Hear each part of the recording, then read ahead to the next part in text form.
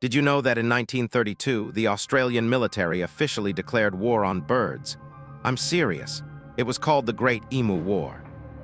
Farmers were desperate after 20,000 emus, birds that stand 6 feet tall, started destroying their crops. So the government sent in the troops, complete with machine guns, to eliminate the threat. The result? The soldiers were outmaneuvered by the emu's erratic movements, speed, and incredible durability. The military ultimately failed and retreated, suffering heavy losses in reputation.